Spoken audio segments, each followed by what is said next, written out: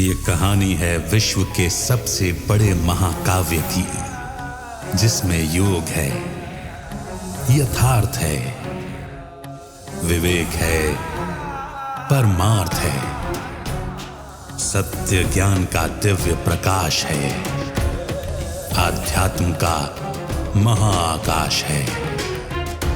ये दर्पण है हर मन के विवाद का, दृश्य है आत्मा और परमात्मा के संवाद का, मानवता का होता है जिससे उद्धार।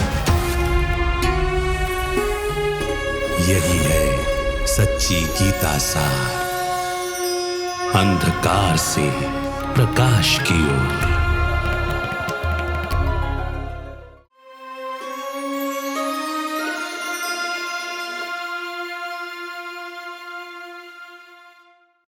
नमस्कार। अंधकार से प्रकाश की ओर सच्ची गीता सार इस कार्यक्रम में आप सभी का स्वागत है।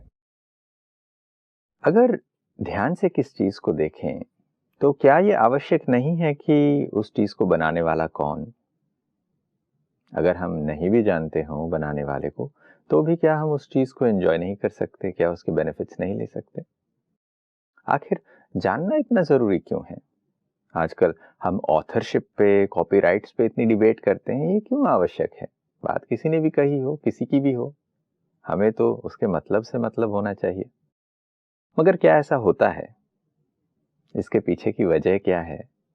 क्या ऐसा हमारे धर्म ग्रंथों के बारे में भी नहीं है? न जाने कितनी चीजों के ऑथर्स के बारे में किसने इस बात को कही है, किसने लिखा है, इस पर हम एकमत नहीं है, बहुत ज्यादा असमंजस में है। आइए कुछ ऐसे ही विषयों पर आज बातचीत करते हैं। हमारे साथ स्टूडियो में ब्रह्मा कुमार ब्रजमोहन भाई हैं। भाई साहब, आपका स्वागत है। ओम शांति। आज हम सब एक कॉपीराइट्स के एज में रहते हैं। ऐसे में ये बहुत ही ज्यादा प्रासंगिक हो जाता है कि गीता जैसे ग्रंथ के बारे में हमें बहुत ही ज्यादा स्पष्ट ज्ञान हो कि गीता किसने गाई, गीता का भगवान कौन है, किसने गीता सुनाई। ऐसे में बहुत सारे लोग आर्ग्यू करते हैं कि भाई तुम इन सब चीज़ों में क्यों जाते हो? गीता किसी ने भी कही हो, हमें तो उसके मतलब से, यानी गीता से मतलब है, उसके भगवान से हमारा कोई लेना देना नहीं। हमें तो आम खाने से मतलब होने चाहिए, बाकी गुठलियाँ गिनने से किसने आम बोया, इन सब चीज़ों में हमें नहीं जाना है। तो ऐसे में आप क्या कहते हैं? जहाँ तक तो लेखक और ग्रंथ का सवाल है, अगर हम ये मान लें कि जो आजकल गीता मिलती है उसका भगवान ऋषि वेद व्यास है, तो कैसा लगेगा?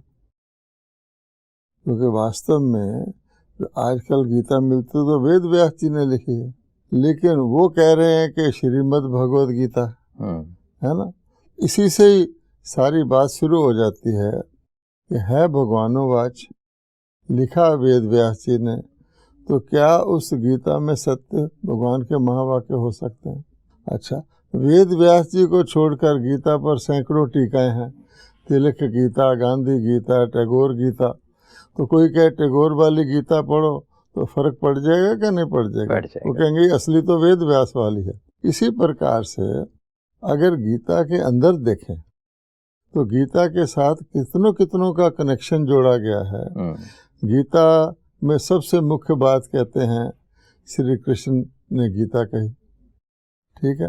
अच्छा, उसके बाद कहते हैं शिव भगवान है और शिव ही परमात्मा है। तो अगर गीता का लिखने वाला, बोलने वाला परमात्मा है तो शिव का कनेक्शन आ जाता है। फिर शिव शंकर इकट्ठा कह देते हैं, तो इसका मतलब शंकर को भी उससे जोड़ दिया गया है ना।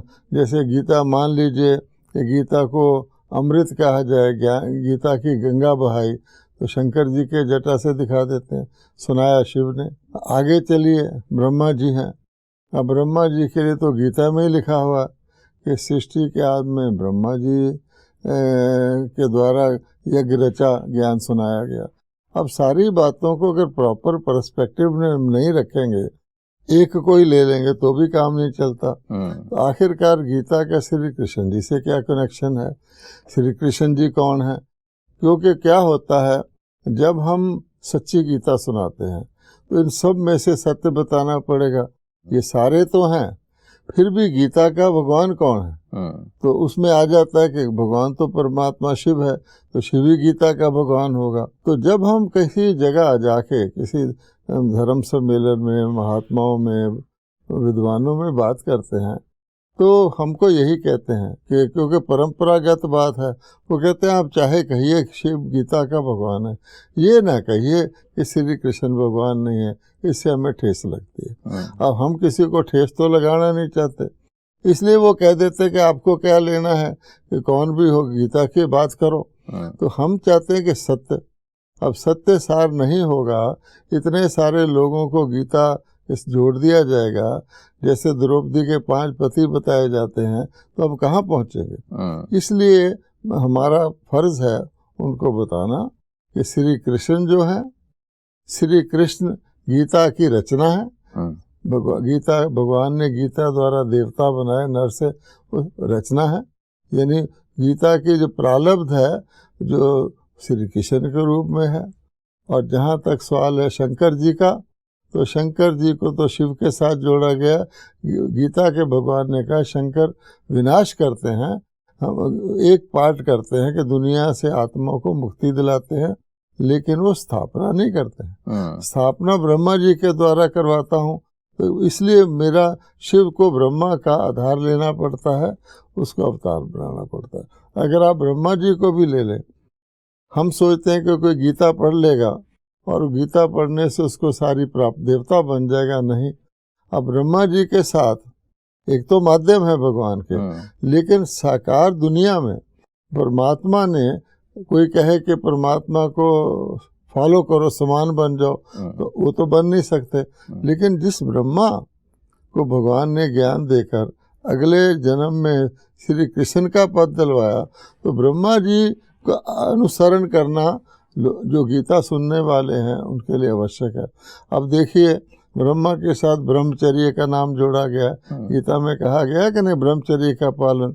अब ब्रह्मचर्य को एक तो सॉलिड रूप में कहते हैं काम विकार से मुक्ति, लेकिन ब्रह्मा का आचरण, यानी एक बात नहीं उसमें ब्रह्मचर्य में, ब्रह्मा जैसा आचरण, तो ब्रह्मा जैसे आचरण में ब्रह्मचर्य भी आता है, ब्रह्मा जैसे चरण में ब्रह्मा भोजन भी आता है।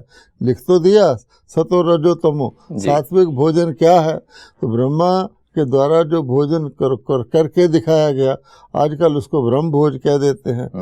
ब्रह्मा की हर साथ आ और आ देते हैं, ब्रह्मा आचरण नहीं, ब्रह्म भोज कह देते हैं। अगर समझ में आता कि ब्रह्मा जी के द्वारा भगवान ने कौन सा भोजन करवाया था पांडवों को और ब्रह्मा जी को, तो बात दूसरी हो जाती। फिर आजकल ब्रह्म मुहूर्त कह देते हैं, वास्तव में ब्रह्मा के द्वारा मुहूर्त मैंने कहा जाता है आद, यानी सारे सृष्टि चक्र की जो आद है, मुहूर्त है, जिसको हम संगम युग कहते हैं, कलयुग के बाद का, वो ब्रह्मा जी ने आद करवाई। और उन्होंने ये भी कहा कि रोज के दिन में आपको ये जो गीता को धारण करना है, तो सुबह धारण करो, उसको भी ब्रह्म मुहूर्त कहते हैं, है ना। इसी प्रकार से ब्रह्म ज्ञान कह देते हैं। अब ब्रह्म तो तत्व है, तो ब्रह्मा के द्वारा कितनी सारी बातें निकलती हैं, तो ये सारी बातें जब तक समझ में नहीं आएंगी, तो कैसे कोई गीता को वास्तव में अंडरस्टैंड करे। बिल्कुल, जब आप ये बात कह रहे थे तो यहाँ पता चलता है कि हम श्री कृष्ण को गीता के साथ जोड़ते हैं, शिव और शंकर का जुड़ाव है, ब्रह्मा को गीता के साथ जोड़ते हैं, गीता में ब्रह्मा का भी वर्णन मिलता है। अब ये सारी चीजें देखने के बाद ऐसा लगता है कि चलो ये है तो सही, मगर इसका संबंध क्या है, क्या एक दूसरे से कनेक्शन, और गीता में इसका क्या कनेक्शन है, ये जानना जरूरी है। अब ये बात तो समझ में आ गई, और ये पता चल रहा है कि नहीं, हम इसको नहीं जानते, तो ये बिल्कुल वैसे ही हो गया कि भाई ठीक है, हमने रामायण तो पढ़ ली, बट अब राम सीता के क्या लगते हैं हमें ये भी नहीं पता। ये कहावत है ना, जैसे कि सारी रामायण पढ़ ली, अगर किसी को यही ना पता लगे राम कौन था रावण कौन था, तो निरर्थक है। सारी गीता पढ़ ली, अगर यही ना पता लगा गीता के ज्ञान द्वारा जो प्रारब्ध मिली उसका क्या स्वरूप था, और गीता का ज्ञान जिन्होंने सुना उस वक्त उनका क्या स्वरूप था, और जिसने सुनाया उसका क्या स्वरूप था, उसका जो माध्यम बनाया वो, तो फिर तो बात कुछ बनती नहीं ना। हम सभी ये सुनते आए हैं कि गीता में परमात्मा कहते हैं कि मैं धर्म की पुनर्स्थापना के लिए आता हूँ, और जिस कहानी में हम सुनते आ रहे हैं उसे सुनने के बाद तो लगता है कि भाई कलयुग आ गया, फिर तो युद्ध हुआ, सारे ही मर गए, कुछ हुआ ही नहीं, यानी अनर्थ हो गया ना। ये बात। अब इस चीज को समझने के लिए लोग प्रयास करें, इस चीज को हम ये प्रयास कर रहे हैं कि लोग इस चीज को बेहतर तरीके से समझें। ये प्रयास हर किसी के लिए आसान नहीं होता, क्योंकि हम ये मानते आए कि हाँ चलो इसको ऐसे ही करना होता है। जैसे आपने कहा कि भाई हम ब्रह्म मुहूर्त करने लगे, ब्रह्मचर्य कहने लगे, हालांकि वो ब्रह्मा के आचरण से मिलता जुलता है। मगर ये मान्यता हमारी चली आई है कि भाई हम किसी भी चीज़ पे प्रश्न नहीं उठाएं, क्योंकि हमें ये सिखाया गया है कि भाई हाँ अगर कोई कह रहा है तो हम कह देते हैं सत्यवचन महाराज, ये हमें करने को कहा गया है। तो ऐसे में क्या इन बातों पर चिंतन करना, विवेचन करना आवश्यक है, या चुपचाप उन बातों को मान लेना चाहिए? ये मान्यता ही गीता के विरुद्ध है कि हमें क्वेश्चन नहीं करना। सारी गीता में तो क्वेश्चन आंसर है। यानी कोई व्यक्ति को, स्टूडेंट को भी पढ़ाया जाता है, जो उसकी समझ में बात नहीं आती उसको पूछता है, ये तो बहुत गहरा सर्वश्रेष्ठ ज्ञान है, तो ये क्वेश्चन ना करने का नतीजा क्या है? अब देखिए, योग को ले ले, गीता में कहा गया है ज्ञान योग, भक्ति योग, कर्म योग, संन्यास योग, कह दिया। अच्छा, जब तक कोई कह दी क्वेश्चन ही ना करो, 4-5 तरह के तो योग बता दिए। तो अब सोचिए कि जब तक कोई व्यक्ति ये नहीं समझेगा कि भगवान ने कौन सा योग सिखाया था, और अगर इन योगों का भी कनेक्शन है, जैसे मैंने कहा कृष्ण का भी कनेक्शन है, ब्रह्मा, तो अगर योगों का कोई संबंध है उसको समझेगा नहीं तो योग लगाएगा क्या? हाँ, फिर कह देते हैं कि सबसे आसान भक्ति योग है जी। ठीक है, अगर सबसे आसान है तो बाकी बताने की क्या जरूरत है? कोई कह जी हिमालय चढ़ने के बहुत रास्ते हैं, सबसे अच्छा रास्ता तिब्बत के थ्रू जाता, तो वही बताओ ना। सारी मुश्किलों में क्यों डालना है लोगों को?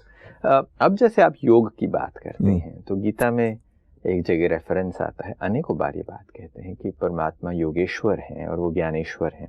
जैसे आपने कहा परमात्मा योग सिखाते हैं, क्या हम परमात्मा को जाने बगैर सिर्फ हम उसको योगेश्वर ज्ञानेश्वर मान लेने से बात बनती है?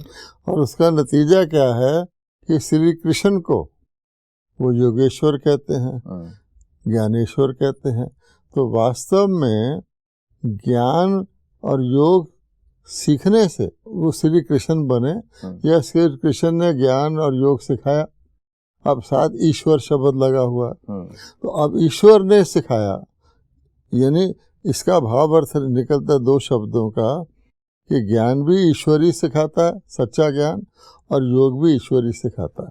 अब ज्ञानेश्वर योग शब्द तो लगा दिया, और क्योंकि ईश्वर को गुम किया हुआ है, क्या फर्क पड़ता है कि श्री कृष्ण हो या शिव हो?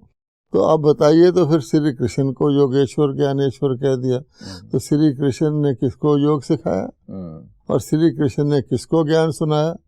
श्री कृष्ण के हाथ में, ब्रह्मा के हाथ में तो फिर भी किताब है, सिद्ध सिंबॉलिक है कि ज्ञान सुनाया। श्री कृष्ण के हाथ में तो मुरली है, अब मुरली का वो तो बांसुरी है, और उससे डांस करते थे, उससे रास मिलाते थे, आदि आदि। अब उस मुरली क्यों उसको दिखाया गया कि श्री कृष्ण के हाथ में गीता दिखाते ना, अगर गीता के जैसे ब्रह्मा जी के हाथ में दिखाए, तो ये सारा गड़बड़ करने से किसी चीज़ को गुप्त गौन कर दिया गया है, किसी चीज़ को प्रख्यात कर दिया गया है, ताकि उनकी बात जो है जस्टापोजिशन है वो इस तरह से की हुई है। और ये जो बात गीता में कही जाती है कि तुम अपने मन को मेरे में लगाओ, जिससे मैं तुम्हें पापों से मुक्त कर दूंगा, तो अब यहाँ पर जब हमें गीता का भगवान कौन है इस पर ही कंफ्यूजन हो जाए तो हम मन किस में लगाएं?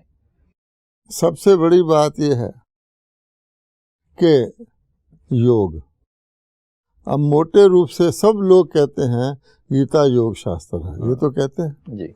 कौन सा योग, क्या योग, उसको छोड़ दें। हर चैप्टर के अंदर 18 के 18 में योग का नाम दिया हो, संधि करके एक योग, दूसरा योग, 18 प्रकार के योग बताए गए। अंदर उसके और भी योग हैं, अच्छा, सांख्य योग आदि आदि। अब क्वेश्चन जो है, योग का अर्थ क्या होता है? तो योग का अर्थ भी उन्होंने आज जो योग सिखाते हैं वो गीता में है ही नहीं।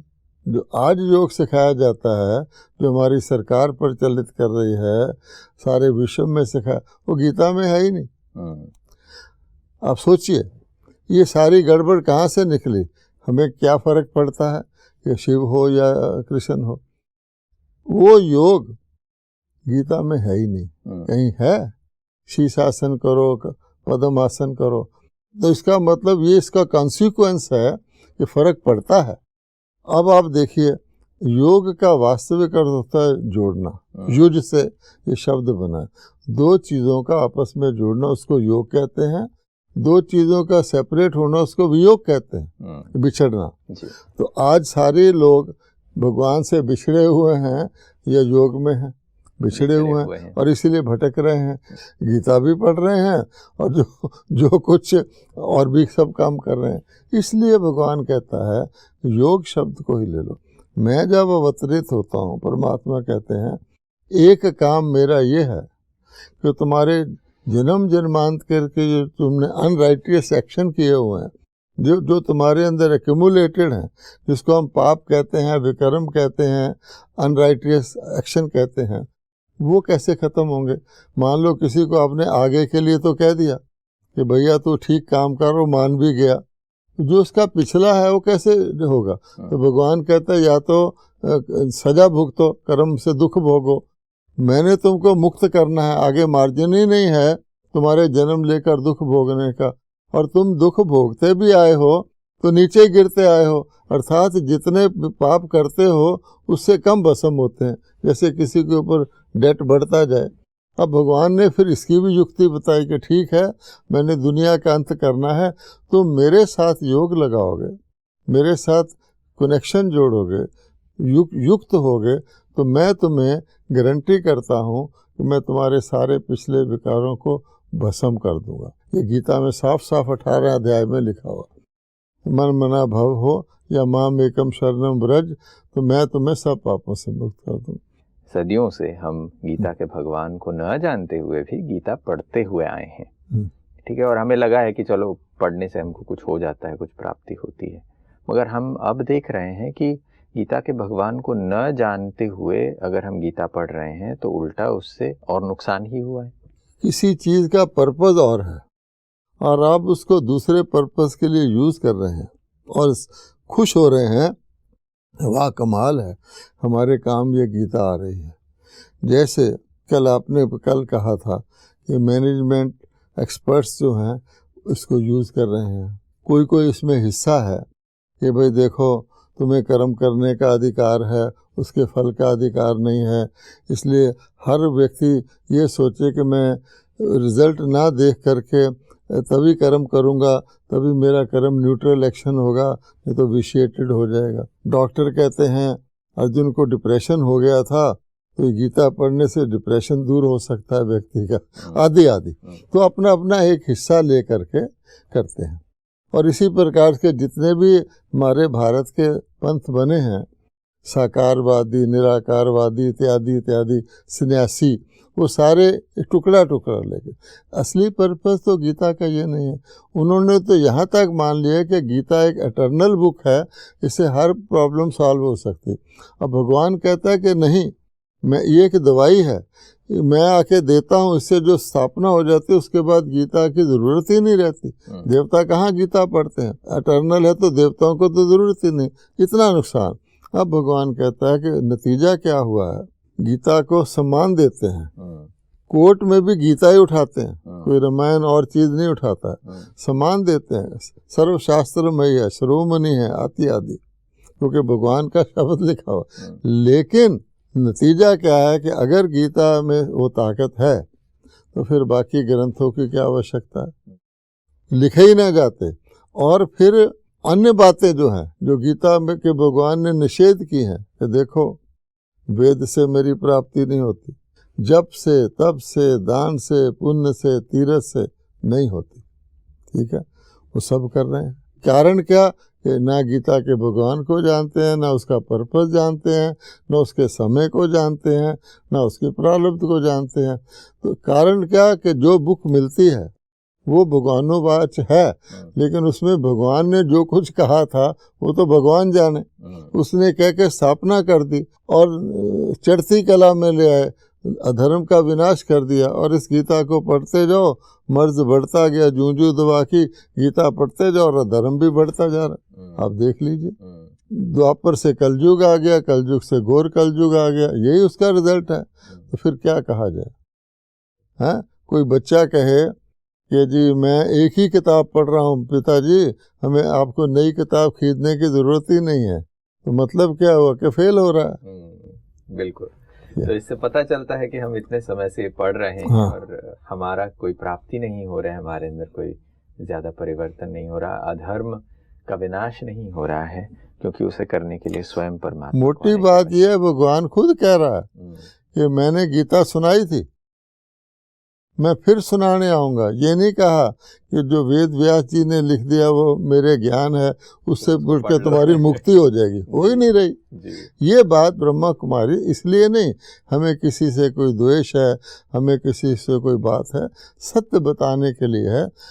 सच्ची गीता सुन करके आज लाखों लोग अपना जीवन दिव्य बना रहे हैं, सबूत है ना ये बात।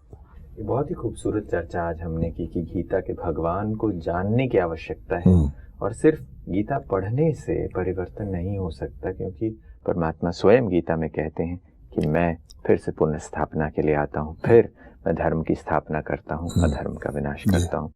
वक्त को देखते हुए यहीं हम इस चर्चा को विराम देंगे, फिर अगली कड़ी में कुछ और विषयों पर चर्चा जारी रखेंगे। मगर आज आप आए, समय निकाला, इसके लिए आपका बहुत बहुत धन्यवाद। नमस्कार। ओम शांति। दोस्तों, अंधकार से प्रकाश की ओर सच्ची गीता सार इस कड़ी में हमने बहुत ही अच्छी बातें समझी हैं आज, कि परमात्मा के सत्य परिचय को जानना आवश्यक है, कि गीता का भगवान कौन है और किसने गीता का ज्ञान सुनाया। बिल्कुल वैसा ही है कि अगर हम उसके सार को समझते हैं तो परिवर्तन नहीं होता। क्यों? क्योंकि गीता इसी बात का आधार है कि गीता को सुनने से, गीता के ज्ञान को समझने से मनुष्य देवता बनता है, वो अपने मनोविकारों पर विजय प्राप्त करता है, विश्व का परिवर्तन होता है, अधर्म का विनाश होकर धर्म की स्थापना गीता का सार है। और परमात्मा इसी कर्तव्य के लिए आते हैं, और सिर्फ गीता को पढ़ लेने से ये काम नहीं होता। उसका प्रूफ हम सबके सामने है कि हम धीरे धीरे अधर्म की ओर आगे बढ़ रहे हैं। और गीता स्वयं ये बात कहती है कि गीता में भगवान कहते हैं कि मैं पुनः आऊँगा धर्म की स्थापना के लिए, और ये फिर उसी धर्म स्थापना का समय है जब परमात्मा स्वयं आकर फिर गीता का ज्ञान सुना रहे हैं। आज की कड़ी में बस इतना ही, फिर अगली कड़ी में कुछ और रोचक विषयों के साथ हाजिर होंगे। तब तक के लिए नमस्कार।